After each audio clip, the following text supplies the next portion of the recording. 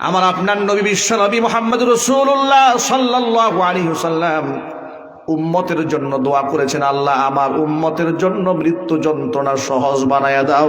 জোরে জোরে বলেন সুবহানাল্লাহ। রাসূল আমাদেরকে কত ভালোবাসতেন, কত মোহাব্বত করতেন উম্মতকে।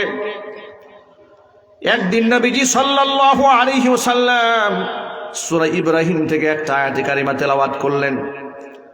রব্বি ইন্নাহুন্না আদলালনা কাসীরাম মিনান নাস ফামান তাবিআনি ফাইন্নাহু মিন্নী ওয়া মান আসানি ফাইন্নাকা গফুরুর রহিম।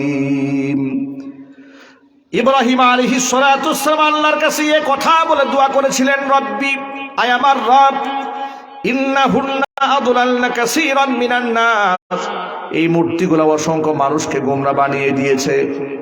মানে তিনি তার উম্মতের দরদ দুয়ার মধ্যে ফুটিয়ে তুলেছেন, আল্লাহ আমার উম্মতের অসংখ্য মানুষগুলো এই মূর্তিগুলায় গোমরা বানিয়ে দিয়েছে, তাদের মধ্যে শিরকের মধ্যে মুবতালা করে ফেলেছে। ফামান তাবিআনি ফাইন্নাহু মিন্নী, যারা আমার কথা মান্য করেছে সে তো আমারই দলভুক্ত। ওয়া মান আসানি, আর যে ব্যক্তি আমার কথা অমান্য করে শিরিক করেছে, ফাইন্নাকা গফুরুর রহিম, আল্লাহ তুমি ক্ষমাশীল অতীব দয়ালু।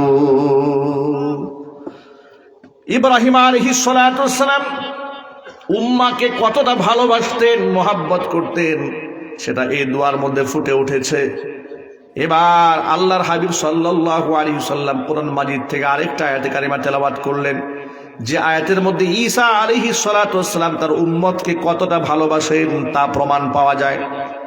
কিয়ামতের ময়দানে ঈসা আলাইহিস সালাতু ওয়াস সালামের সামনে উম্মতের ব্যাপারে ঈসা আলাইহিস সালাতু ওয়াস সালামকে আল্লাহ জবাবদিহিতা চাইবেন। ঈসা, এই যে তোমার উম্মতেরা তোমাকে আমার ছেলে বলেছে, নাউযুবিল্লাহি মিন যালিক, তোমার মাকে আমার স্ত্রী বলেছে, তোমাদের কাছে সাহায্য চেয়েছে, এগুলা কি তুমি শিখিয়ে দিয়েছিলে নাকি? তখন তিনি বলবেন, আল্লাহ আমি তো কিচ্ছু জানি না, এগুলো একমাত্র তুমি আমাকে যা বলতে বলেছো সে কথাই ওদেরকে বলেছি, এছাড়া বিকল্প কিছু বলি নাই। অনেক লম্বা ইতিহাস তো আমি বলবো না, শুধু শিক্ষাটা বলবো। সর্বশেষ ঈসা আলাইহিস সালাতু ওয়াস সালাম আল্লাহর কাছে একটা দোয়া করবেন। হুজুর এই দোয়াটা পাঠ করলেন, ইন তুআযিবহুম ফাইন্নাহুম ইবাদুক ওয়া ইন তাগফির লাহুম ফাইন্নাকা আনতাল আজিজুল হাকীম। আল্লাহ তাআলা ইন তুআযিবহুম ফাইন্নাহুম ইবাদুক, তুমি যদি আমার উম্মতকে শাস্তি প্রদান করো, ফাইন্নাহুম ইবাদুক, তারা তোমারই বান্দা, তোমার বান্দাকেই তুমি শাস্তি দেবে। ওয়া ইন তাগফির লাহুম, আর যদি তুমি তাদেরকে ক্ষমা করে দাও, ফাইন্নাকা আনতাল আজিজুল হাকীম, আল্লাহ তুমি মহাপরাক্রমশালী প্রজ্ঞাময়। এর মানে আয়াতের মধ্যে প্রমাণ হয়ে গেল ঈসা আলাইহিস সালাতু ওয়াস সালাম উম্মতকে কতটা মোহাব্বত করতেন আর কতটা ভালোবাসতেন। আয়াতের মধ্যে প্রমাণ পাওয়া যায় ঈসা আলাইহিস সালাতু ওয়াস সালাম আল্লাহকে কত বিনয়ের সাথে বলবেন, আল্লাহ তুমি যদি আযাব দাও তারা তোমারই বান্দার, ক্ষমা করে দিলে তুমি মহাপরাক্রমশালী প্রজ্ঞাময়। দুটো আয়াত তেলাওয়াত করার পরে ফারাফা ইয়াদাইহি, নবীজি আবার নিজের দুটো হাত উত্তোলন করলেন।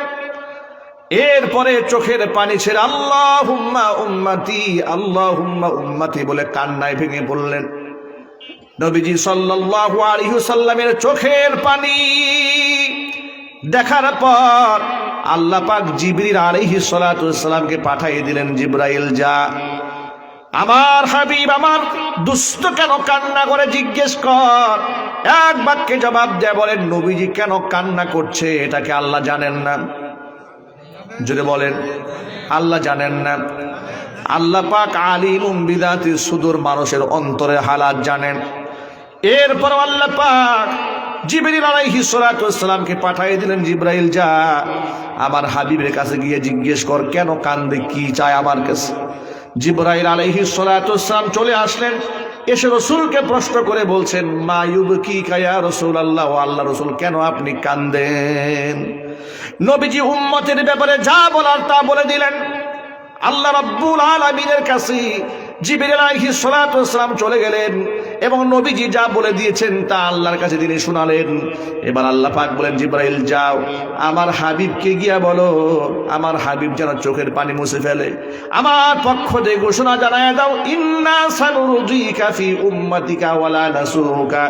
নবীজি আপনি চোখের পানি মুছে ফেলেন, আপনার উম্মতের ব্যাপারে আমার ওয়াদা থাকলো, আপনার উম্মতের ব্যাপারে আমি আপনাকে সন্তুষ্ট করে দেব।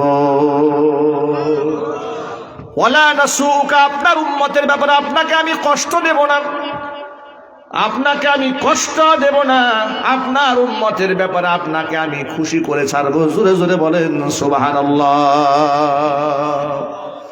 আল্লাহ নবী সাল্লাল্লাহু আলাইহি ওয়াসাল্লাম উম্মতকে কত মোহাব্বত করতেন, কত ভালোবাসতেন।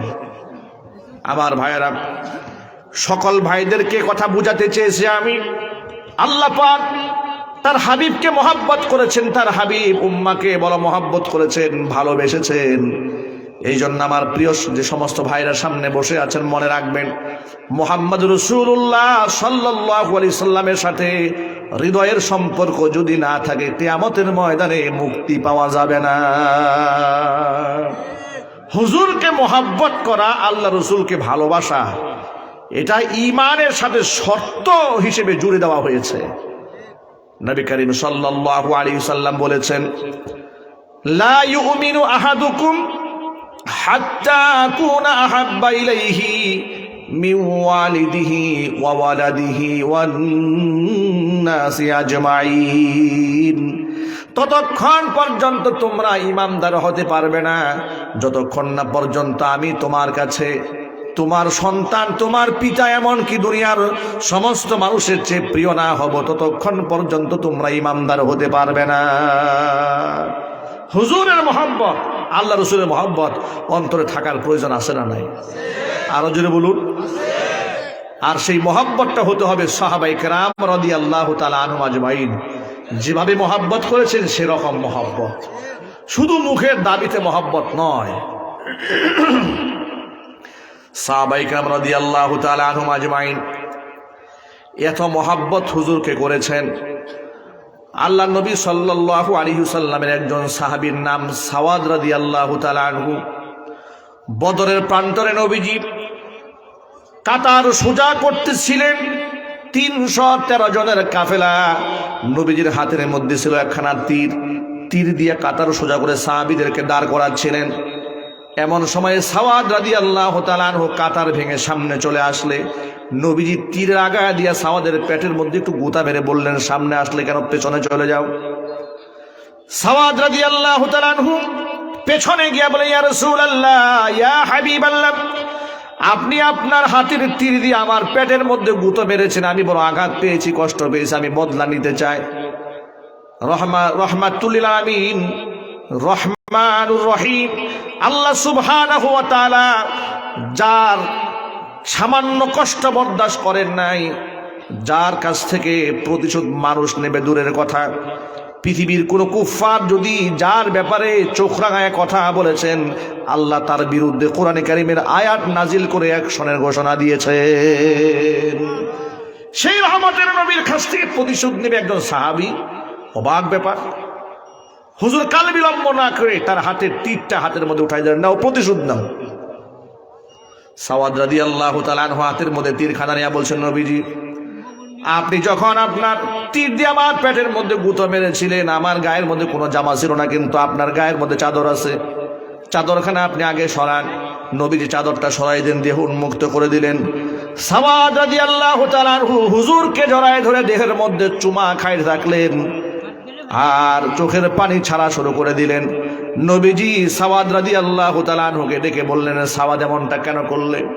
সাওয়াদ বললেন, নবীজি আমরা 313 জন নিরস্ত্র, প্রতিপক্ষ 1000 সশস্ত্র, জানি না এই জিহাদের ময়দান থেকে গাজীর মর্যাদা নিয়ে বাড়ি ফিরতে পারি নাকি শাহাদাতের পেয়ালা পান করে দুনিয়া থেকে বিদায় হয়ে যায়।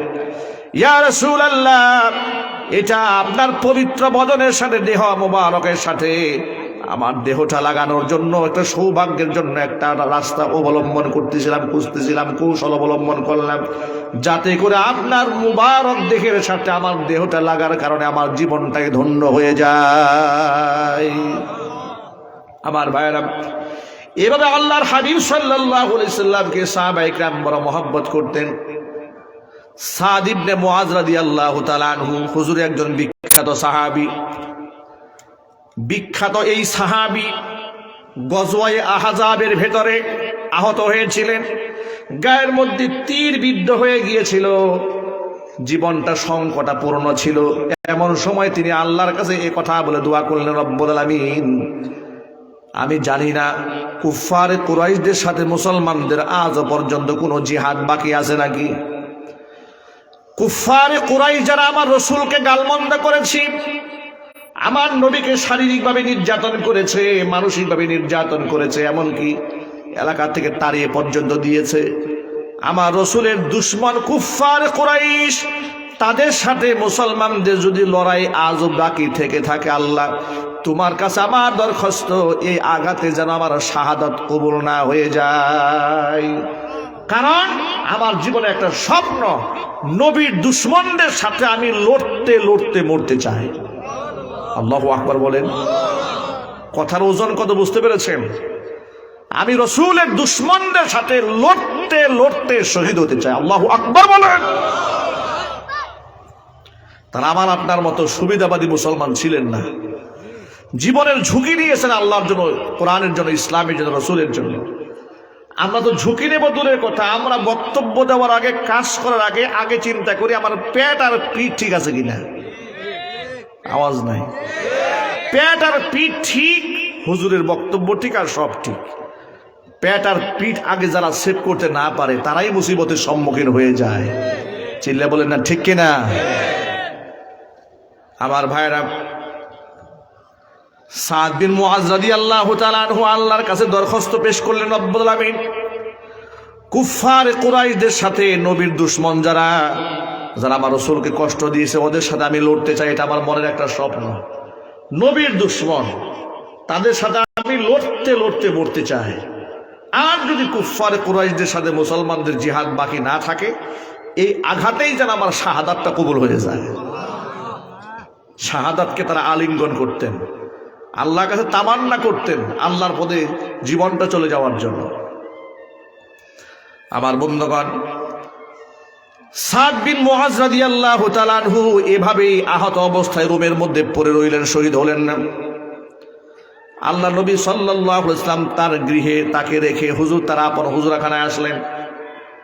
কিছুক্ষণ পরে জিবরাইল আলাইহিস সালাতু ওয়াসসালাম একটা রেশমি কাপড় দিয়া রুমাল মাথায় বেঁধে, এই যে মাথায় পাগড়ি পরছি না আমরা, জিবরাইল আলাইহিস সালাতু ওয়াসসালাম একটা পাগড়ি পরে রাসূলের সামনে আসছে। এমন সাধারণ আর সাদা কাপড় দিয়ে পাগড়ি পরে আসে নাই, রেশমি রুমাল দিয়ে পাগড়ি পরে আসছে। সুবহানাল্লাহ বলেন। রেশমি রুমালে পাগড়ি বেঁধে হুজুরের সামনে হাজির হয়ে বলছে, ইয়া রাসূলুল্লাহ, আপনার উম্মতের মধ্যে আজকে কে মারা গিয়েছে? হুজুর অবাক হয়ে গেলেন, কেন, কি হয়েছে? কে মারা গিয়েছে?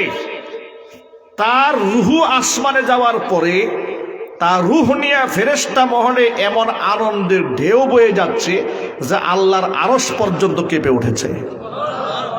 ইহতাজ্জালাহু আরশুর রহমান, আল্লাহর আরশ কেঁপে উঠেছে, ফেরেশতাদের আনন্দের হিল্লোল বয়ে যাচ্ছে তার রুহ নিয়ে।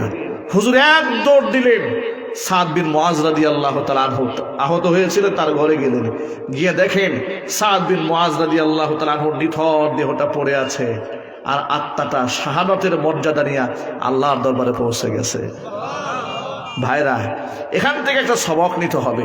সাদ বিন মুআজ রাদিয়াল্লাহু তাআলা আনহু হুজুরকে কত মহব্বত করতেন, কত ভালোবাসতেন। আল্লাহ, এই আঘাতে যেন আমার শাহাদাত কবুল না হয়, যদি কুফফারে কুরাইশদের সাথে লড়াই বাকি থেকে থাকে। আসলে বাকি তো আর ছিল না। কুফফারে কুরাইশদের সাথে কি আর জিহাদ হয়েছে? না, আর জিহাদ হয় নাই। আল্লাহ সুবহানাহু ওয়া তাআলা সাদ বিন মুআজ রাদিয়াল্লাহু তাআলা আনহু দুআকে কবুল করে নিয়েছেন। আমার ভাইরা, সবক নিতে হবে আমাদের সকলকে এখান থেকে। হুজুরকে মহব্বত করা ঈমানের শর্ত করে দেওয়া হয়েছে। নবীজির মহব্বত অন্তরে থাকতে হবে, আর সেটা শুধু মুখে দাবি করলে হবে না, আল্লাহর নবীর কাছ থেকেই তার প্রমাণ নিতে হবে মোহাব্বত কাকে বলে। হুজুর বলেন, মান আহাব্বা সুন্নতি ফাকাদ আহাব্বানি ওয়া মান আহাব্বানি কানা মাই ফিল জান্নাহ। যেই ব্যক্তি আমার সুন্নতকে মহব্বত করবে সেই ব্যক্তি আমি নবীজিকে মহব্বত করবে, আর যে ব্যক্তি আমি নবীজিকে মহব্বত করবে সেই ব্যক্তি আমি নবীজির সাথে জান্নাতি হবে। জোরে বলেন সুবহানাল্লাহ। সুতরাং আমার যুবক ভাইরা, আমরা কি রাসূলের সুন্নাহ ভিত্তিক জীবন পরিচালনা করতে পারবো না ইনশাআল্লাহ? রাজি আছেন কারা কারা? হাত দেখি তো। আল্লাহ তুমি আমাদেরকে কবুল করো। আরো জোরে কোন আমিন। হাত নামান। সুন্নাহ ভিত্তিক জীবন যাপন করতে হবে এবং কোরআন সুন্নাহর সঠিক ইলম হাসিল করতে হবে। ইলম এত বড় দৌলত, এত বড় মর্যাদার প্রতীক, যাকে আল্লাহ পাক দান করেন। ফাকিহুন ওয়াহিদুন আসাদ্দু আলা শাইতানি মিন আলফি আবিদিন। 1000 আবেদকে ধোঁকা দেওয়া শয়তানের জন্য যতটা সহজ, একজন আলেমকে ধোঁকা দেওয়া শয়তানের জন্য তার থেকে অনেক অনেক বেশি কঠিন হয়ে দাঁড়ায়। ঠিক কিনা বলেন? 1000 মানুষকে ধোঁকা দেওয়া শয়তানের জন্য সহজ, কিন্তু আলেমকে ধোঁকা দেওয়াটা এত সহজ নয়। যার দরুন দেখবেন আমাদের দেশে যত প্রকার ভণ্ডামি আছে, যত প্রকার শিরিক বেদাত আছে, যত প্রকার গুমরাহি আছে, গুমরাহি ফেরকা আছে, সমস্ত ফেরকার মধ্যে সাধারণ মানুষ জড়িয়ে পড়ে। কথা বলেন ঠিক কিনা বলেন? যেমন মাজার পূজার সাথে একদম গণ্ড মূর্খ অশিক্ষিতরা জড়ায় পড়ে, এরপরে আহলে হাদিস ফিতনার সাথে জড়ায় পড়ে তথাকথিত জেনারেল শিক্ষিতরা। চিল্লাই কন্যা ঠিক কিনা? আহলে কোরআন যারা দাবি করছে নিজেদেরকে যে কোরআনে আমাদের জন্য যথেষ্ট, হাদিসের দরকার নাই, খোঁজখবর নিয়ে দেখবেন তারা অনেকেই বড় বড় বিসিএস ক্যাডার ডক্টরেট করে বসে আছে, শিক্ষিত নামক অশিক্ষিত। চিল্লাই কন ঠিক কিনা? এরপরে কয়েকদিন আগে এক শিক্ষিতকে দেখলাম ফেসবুক লাইভে এসে বলছে যে আমাদের ইমানের অবস্থাটা এত ঠুনকো কেন? কেন? যে কোরআনে আছে আল্লাহ তাআলা আদম সৃষ্টি করেছেন, তার থেকে হাওয়া সৃষ্টি করেছেন, তার থেকে মানুষ সৃষ্টি করেছেন। তো এতটুকু ইমান থাকার পরে ডারউইনের মতবাদ বইয়ে ঢুকাইলে সমস্যাটা কি? যে ডারউইনের একটা মতবাদ থাক না বইয়ের মধ্যে, অসুবিধা কি? আমাদের ইমান তো শক্ত। নাউজুবিল্লাহ বলবেন না? দেখেছেন শয়তানে কেমন ভাবে মগজটাকে দোলাই করেছে। আমার প্রিয় ভাইরা, সকল ভাইদেরকে বলছি, আমাদেরকে ইলমের দৌলত হাসিল করতে হবে, আসমানি ইলমের দৌলত হাসিল করতে হবে। এটা ফরজ। এটা কি? আরো জোরে বলেন। এই ইলম লোকমান হাকিম হাসিল করেছেন, মর্যাদা কমেছে না বেড়েছে? অনেক অনেক উপরে উঠেছে। লোকমান হাকিম খুতবা দিচ্ছেন, এমন সময় এক ব্যক্তি মাঝখান থেকে দাঁড়িয়ে গেছে, দাঁড়িয়ে বলছে যদি অনুমতি দেন একটা প্রশ্ন করব। লোকমান হাকিম বলে অবশ্যই প্রশ্ন করতে পারে। লোকটা বলছে যে আপনার মতো একটা লোক দেখতে, একটা লোক আমার সাথে ছাগল চড়াইতো মরুভূমিতে, লোকটা কি আপনি নাকি? লোকমান হাকিম বলছে হ্যাঁ, সে লোকটা আমি। যে তোমার সাথে ছাগল চড়াতো, মেষ চড়াতো, ভেড়া বকরি দুম্বা চড়াতো, আমি সে রাখাল লোকটা, আমি সে লোকমান। তিনি অবাক বিষয়ে জানতে চাইলেন, আমি তো সেই রাখালই রয়ে গেলাম, আপনি আজকে লোকমান হাকিম হয়ে গেলেন কেমনে? লোকমান হাকিম বলেন, আল্লাহর বান্দা, আমি বেশ কয়েকটা আমল করেছি, যে আমলগুলো তুমি যদি করো আল্লাহ পাক তোমাকেও লোকমান হাকিম বানিয়ে দিবেন। আমি আমার জবানকে হিফাজত করেছি, কোনদিন কোনো অহেতুক কথা বলিনি। আমি আমার জবানকে হিফাজত করেছি। আমি আমার আত্মীয়দেরকে মূল্যায়ন করেছি, মেহমানদারি করেছি। আমি কোনোদিন ওয়াদা খেলাফ করিনি। জোরে জোরে বলেন সুবহানাল্লাহ। এই কাজগুলো আমি করেছি, তুমি যদি এগুলা করো আল্লাহ তোমাকেও লোকমান হাকিম বানায় দিবেন। ভাইরা আমার, ইলমের দৌলত হাসিল করলেন হযরত লোকমান। শিরক থেকে নিজে বাঁচলেন। সন্তানকে বলেন, ইয়া বুনাইয়া লা তুশরিকি বিল্লাহ, ও আমার বৎস, আল্লাহর সাথে শরীক স্থাপন করো না। ইন্না শিরকা লা যুলমুন আযীম, শিরক করা হচ্ছে ভয়াবহ জুলম, মারাত্মক জুলম আল্লাহর উপরে। শিরক করা কি? জোরে বলেন তো। যুলমুন আযীম। আচ্ছা, শিরককে জাম্বুন আজিম না বলে জুলমুন আজিম কেন বললেন? শিরিককে জুলুম বলা হলো কেন? জুলুম কাকে বলে? জুলুম হচ্ছে ওয়াদউশ শাইই ফি গায়রি মাহাল্লিহি, যে জিনিস যে পাত্রে যেখানে রাখা দরকার সেখানে না রেখে আপনি অন্যত্র রাখলেন, এটাকে কি বলা হয়? জুলুম বলা হয়। যেমন একজন আলেম, তিনি আপনার সম্মানের পাত্র, আপনি সম্মান না করলে অসম্মান করলেন, তা আপনি কি করলেন? জোরে বলে কি করলেন? জুলুম করলেন। অনুরূপভাবে একজন অপরাধী সে শাস্তি প্রাপ্ত হবে, এটাই স্বাভাবিক। কিন্তু নিরপরাধ ব্যক্তিকে আসামি বানাইয়া সাজা দিলেন, কি করলেন আপনি? জুলুম করলেন। এই জুলুম তো বাংলাদেশে এখন আর নাই। কথা বলেন, জুলুম তো নাই বাংলাদেশে। আচ্ছা, আল্লাহ জালেমদেরকে হেদায়েত দান করুক। আর চিল্লা কোন আমিন। আল্লাহ মামুনুল হক হাফিজাহুল্লাহ গতকালকে একটা ভিডিও দেখলাম, কারাগার থেকে আনা হয়েছে, হয়তো কোর্টে আনা হয়েছে মনে হয়। তার ছোট্ট বাচ্চা, 7 বছর বয়স, বাচ্চাটা সালাম দিচ্ছে বাবাকে, রেকর্ড হয়েছে। আসসালামু আলাইকুম, বাবাকে সালাম দিচ্ছে। বাবার হাতের মধ্যে বেড়ি পরা, কড়া পরানো, বুলেট প্রুফ জ্যাকেট পরা, মাথার মধ্যে হেলমেট পরা। আহারে, একজন আলেম সালাম দিচ্ছে। আল্লাহ মামুনুল হকের অবস্থায় এতটাই নাজুক যে সালামের জবাবটা যে উনি মুখ খুলে ভালো করে দেবেন এমন পরিস্থিতি ওনার ছিল না। ভাবা যায়, ছোট ছোট বাচ্চারা বাবাকে বাবা বলে ডাকার সুযোগ পাচ্ছে না, দেখা করার সুযোগ পাচ্ছে না। আমাদের দেশে কিন্তু ল আছে, আইন আছে। যত বড় আসামি হোক না কেন, ফাঁসির আসামি যারা, ফাঁসির আসামি ধরে নিলাম, তাদের সাথে গার্জিয়ানরা কথা বলে না, আওয়াজ নাই, কথা বলে না, দেখা করে না, সুযোগ আছে না? আলেমরা কি এর থেকে বড় অপরাধী? ছোট্ট রফিকুল ইসলাম মাদানী দেখেছেন না? হ্যাঁ, ছোট্ট রফিকুল ইসলাম মাদানী দেখেছেন না? হাতের মধ্যে হ্যান্ডকাপ, কোমরের মধ্যে রশি, পায়ের মধ্যে আপনার ডান্ডা বেড়ি, বুকের মধ্যে বুলেট প্রুফ জ্যাকেট, মাথার মধ্যে হেলমেট। ওরে বাপ রে বাপ! পারে না যে মোটামুটি একটা লোহার খাসা দিয়া যদি নিয়ে আসতে পারত চতুর্পাশে, তাও একটা মানান যাইত। কথা কন না, ঠিক কিনা? এত ভয় একটা ছোট মানুষকে, এত আতঙ্ক। আল্লাহ তুমি আমার আলেম সমাজকে হেফাজত করো। আল্লাহ জালেমদেরকে সহি বুঝ দান করো। আল্লাহ যাদের কপালে হেদায়েত নাই, আল্লাহ তুমি যেন তোমার ইলমে আছে কোরআনের সাথে আলেমদের সাথে নাফরমানি করার প্রাপ্য হক এদেরকে তুমি মিটাইয়া দাও। চিল্লা কর না আমিন। ভাইরা, সময় সংক্ষিপ্ত। এতক্ষণ পর্যন্ত আপনাদের সামনে যে কথাগুলো আপনাদের সামনে উপস্থাপন করেছি, সবার আগে আল্লাহ তাআলা আমাকে, এরপর আমার ভাইদেরকে, এরপরে আল্লাহ সুবহানাহু ওয়া তাআলা আমার মা বোনদেরকে সকলকেই আমল করার তৌফিক দান করেন। জোরে বলেন আমিন। ওয়া আখিরু দাওয়ানা আনিল হামদুলিল্লাহি রাব্বিল আলামিন। ওয়াসসালামু আলাইকুম ওয়া রাহমাতুল্লাহি ওয়া বারাকাতুহু।